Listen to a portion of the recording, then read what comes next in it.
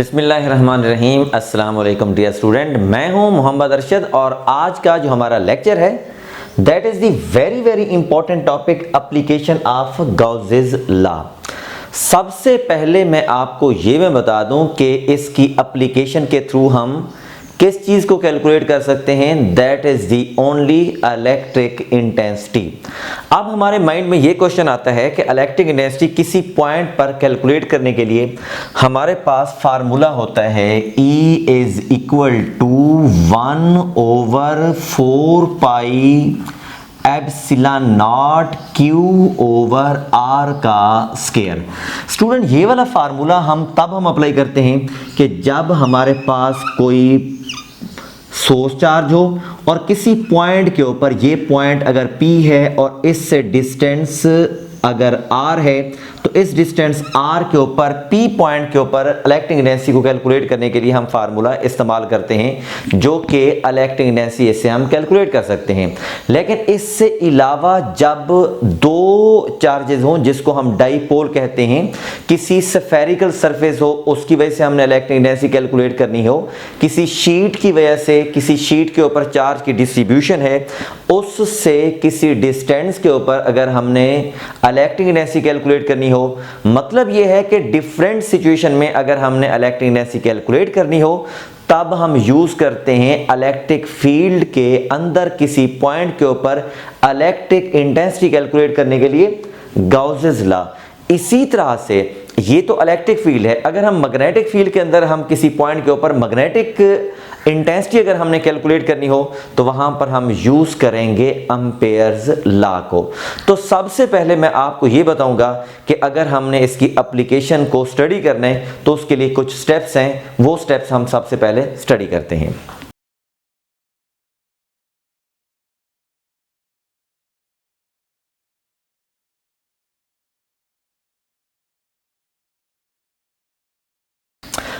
ये स्टूडेंट मैंने अभी 2 पॉइंट्स लिखे हैं, टोटल इसके स्टेप्स जो हैं वो 4 स्टेप्स हैं इलेक्ट्रिक इंटेंसिटी को कैलकुलेट करने के लिए बाय यूजिंग गाउसेस लॉ। तो पहले 2 स्टेप्स के अंदर मैंने ये लिखा है सिलेक्शन ऑफ गॉसियन सरफेस। तो सबसे पहले हम एक गॉसियन सरफेस को सिलेक्ट करेंगे और गॉसियन सरफेस जो होनी चाहिए that is the very very important. Gaussian surface के अंदर 2 क्वालिटीज हैं। Number 1, it must be closed, ये क्लोज होनी चाहिए, एंड नंबर 2 के ऊपर it must be imaginary.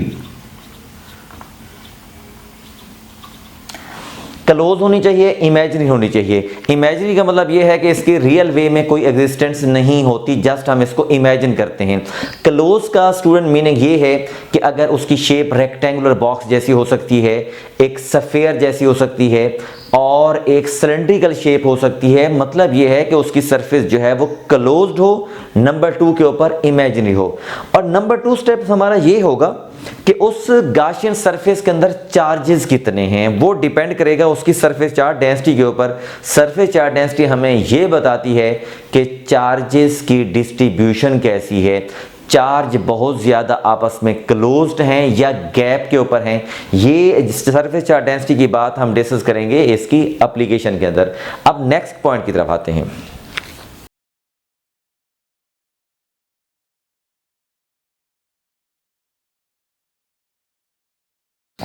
Student next इसके पॉइंट्स ये हैं कि उस गॉसियन सरफेस के अंदर चार्जेस के बाद हम 2 फार्मूला इसके अंदर हम यूज करेंगे। नंबर 1 फार्मूला हम यूज करेंगे फ्लक्स का, जो हमने ऑलरेडी स्टडी कर रखा है, phi is equal to E dot A। और नेक्स्ट नंबर पर हम इसमें यूज करेंगे गाउसेस लॉ का रिलेशन, जो कि इक्वल होता है phi is equal to 1 over epsilon not into charge enclosed. Student ये Q का मतलब है उस गॉसियन सरफेस के अंदर जो चार्ज इनक्लोज्ड हैं। ये हैं स्टूडेंट इसके 4 स्टेप जिसको हम यूज करके डिफरेंट पॉइंट के ऊपर इलेक्ट्रिक इंटेंसिटी को हम कैलकुलेट करेंगे बाय यूजिंग गाउसेस लॉ। अब नेक्स्ट नंबर पर मैं आपको ये बता दूं कि अब यहाँ इस हमारे सिलेबस के अंदर हम जस्ट 3 एप्लीकेशन हम यूज़ करेंगे जिसके थ्रू हम डिफरेंट पॉइंट्स के ऊपर इलेक्ट्रिक एनर्जी को कैलकुलेट करेंगे।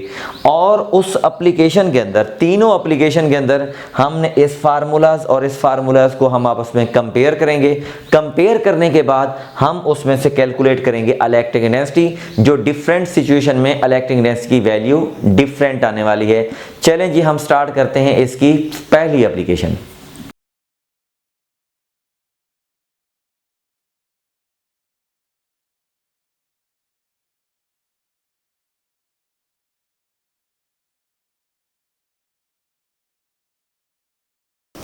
ये स्टूडेंट हमारी पहली एप्लीकेशन है जिसके अंदर हमने कैलकुलेट करने हैं इंटेंसिटी इनसाइड हालो चार्ज स्फीयर। तो इसके लिए स्टूडेंट हमने एक हालो स्फीयर लिया जिसके ऊपर चार्जेस की डिस्ट्रीब्यूशन यूनिफॉर्म की है और जिसके ऊपर चार्जेस की अमाउंट कैपिटल Q है। तो हमने एक चार्ज स्फीयर ले लिया जिसके ऊपर चार्जेस यूनिफॉर्मली डिस्ट्रीब्यूटेड है और that is equal to Q है। तो हम इसमें कंसीडर करेंगे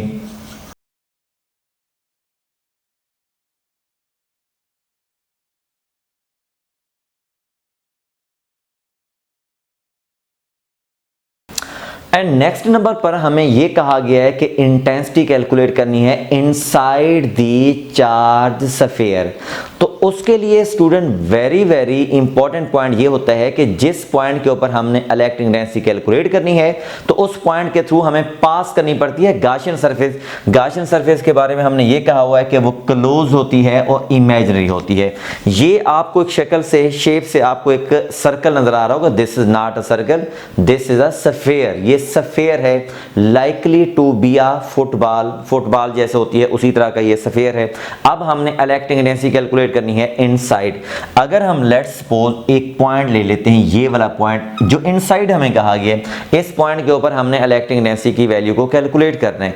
तो इसमें से हमें पास करना पड़ेगा एक गॉसियन सरफेस। तो एक गॉसियन सरफेस हम इसमें से पास करते हैं। ये स्टूडेंट हमने एक गॉसियन सरफेस ले ली और गॉसियन सरफेस भी एक स्फीयर है। एक बड़े चार्ज स्फीयर के अंदर हमने एक गॉसियन सरफेस, एक छोटा स्फीयर लिया हुआ है, वो इमेजिनरी है। जो बाहर की सरफेस है दैट इज अ रियल। अब इसका जो रेडियस है, इसके रेडियस को स्टूडेंट हम नाम दे देते हैं आर प्राइम का। This is the R prime. और जो स्फीयर है उसके ऊपर जो चार्ज है और उसके रेडियस को हमने आर का नेम दे दिया और उसमें हमने ये कह दिया कि R is greater than R prime, जो कि ये क्लियर एविडेंस है कि हम इलेक्ट्रिक एनर्जी कैलकुलेट करने जा रहे हैं चार्ज स्फीयर के अंदर। तो अब नेक्स्ट नंबर पर अगर हम स्टूडेंट इसमें ये देखते हैं कि एक तो हमने चार्ज की बात करनी है, चार्ज इनक्लोज इनसाइड, वो हम बाद में बात करेंगे। और उसके बाद अब हम फार्मूला यूज करेंगे फ्लक्स का यहां पर हम फार्मूला यूज करेंगे। तो अब हम यहां पर ये देखेंगे, तो relation for flux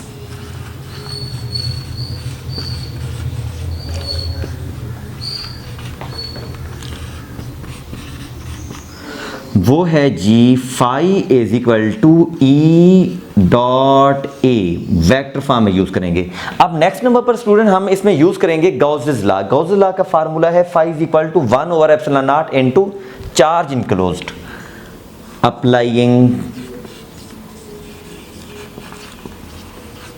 Gauss's law वो है जी phi is equal to 1 over epsilon not into charge enclosed. अब अगले नंबर पर ये पॉइंट है कि इस गॉसियन सरफेस के अंदर कितना चार्ज इनक्लोज्ड है। ये है स्टूडेंट गॉसियन सरफेस और हमें स्टेटमेंट ये दी गई है कि इंटेंसिटी इनसाइड हालो चार्ज्ड स्फीयर। इस हालो चार्ज स्फीयर के अंदर हमने इलेक्ट्रिक एनर्जी कैलकुलेट करनी है। तो डेफिनेट बात है हमने इसके अंदर एक पॉइंट लिया है जिसमें से हमने पास कराई है गॉसियन सरफेस और इस गॉसियन सरफेस के इनसाइड कितना चार्ज है जीरो चार्ज है, ठीक है ना। तो अब हम इसको फर्दर स्टेप के अंदर स्टूडेंट हम ये लिख सकते हैं कि 1/ε0 into charge enclose that is equal to 0। तो ये स्टूडेंट आंसर इसका हो जाएगा 0। अब हम नेक्स्ट नंबर पर हम क्या करने वाले हैं, इन दोनों फाई को आपस में कंपेयर करने वाले हैं। कंपेयरिंग, इनको जब हम स्टूडेंट कंपेयर करेंगे तो ये होगा E dot A is equal to, ये हो जाएगा स्टूडेंट 0। अब यहां पर क्वेश्चन ये है कि दो चीजों का प्रोडक्ट हमारे पास 0 आ रहा है, नंबर 1 के ऊपर एरिया एंड नंबर 2 के ऊपर इलेक्ट्रिक इंटेंसिटी। तो ऑब्वियस बात है कि एरिया की वैल्यू तो 0 हो नहीं सकती, this is R magnitude. Area student इसमें 0 नहीं हो सकता, तो अब हम इसमें ये लिखेंगे here area is not equal to 0। Area student इसमें 0 के बराबर नहीं है, so electric intensity is equal to 0। तो ये स्टूडेंट इसमें ये बात क्लियर हो गई कि इस चार्ज स्फीयर के अंदर इलेक्ट्रिक इंटेंसिटी की वैल्यू 0 होगी। इस पूरा का पूरा जो रीजन है, जो चार्ज स्फीयर को जो इस चार्ज स्फीयर के अंदर मौजूद है, इसके हर पॉइंट के ऊपर इलेक्ट्रिक इंटेंसिटी की वैल्यू 0 होगी। अब हमारे माइंड में ये क्वेश्चन आता है कि इस चीज को हम कोई यूज कर सकते हैं किसी पर्पस के लिए। तो डेफिनेट बात है कि स्टूडेंट इस चीज को हमने कोई इलेक्ट्रॉनिक्स का कोई ऑपरेटर्स है जिसको हमने इलेक्ट्रिक फील्ड से शील्ड करना है, इलेक्ट्रिक फील्ड से हमने उसको बचाना है। तो हम इस चार्ज स्फीयर के अंदर हम उसको रख देंगे, या उसके अराउंड हम एक कोई मटेरियल जो है उसको कवर कर देंगे, या उसके ऊपर खौल चढ़ा देंगे और उसकी सरफेस को हम चार्ज कर लेंगे और उसके इनसाइड इलेक्ट्रिक इंटेंसिटी 0 हो जाएगी। अगर स्टूडेंट यही वाला क्वेश्चन अगर ऐसे होता, अगर हमें कहा जाता कि इलेक्ट्रिक इंटेंसिटी इनसाइड की बजाय अगर हमने आउटसाइड कैलकुलेट करनी है, अगर आउटसाइड कैलकुलेट करनी होती, ये चार्ज स्फीयर है, चार्ज स्फीयर, अगर हमने इलेक्ट्रिक इंटेंसिटी आउटसाइड कैलकुलेट करनी होती तो उसकी अगर हम कैलकुलेशन करते तो क्या हमारा आंसर आता। तो आउटसाइड के लिए हमारा स्टूडेंट आंसर बिल्कुल वैसा आता जो इलेक्ट्रिक इंटेंसिटी किसी पॉइंट के ऊपर हम कैलकुलेट करते हैं थ्रू आ पॉइंट चार्ज, तो उसका आंसर आना था। तो इससे ये बात क्लियर हो गई कि इस चार्ज स्फीयर के अंदर पूरे के पूरे रीजन में इलेक्ट्रिक इंटेंसिटी 0 होगी, लेकिन इस चार्ज स्फीयर के आउटसाइड इलेक्ट्रिक इंटेंसिटी 0 नहीं होगी। और वो फार्मूला इसमें फॉलो होगा, E is equal to 1/4 pi epsilon naught Q over R का स्क्वायर। तो ये था स्टूडेंट हमारा एप्लीकेशन का पहला लेक्चर, जिसमें हमने फर्स्ट एप्लीकेशन को कवर किया। इंशाल्लाह नेक्स्ट लेक्चर के अंदर हम इसकी सेकंड और थर्ड एप्लीकेशन करेंगे। मिलते हैं नेक्स्ट लेक्चर में।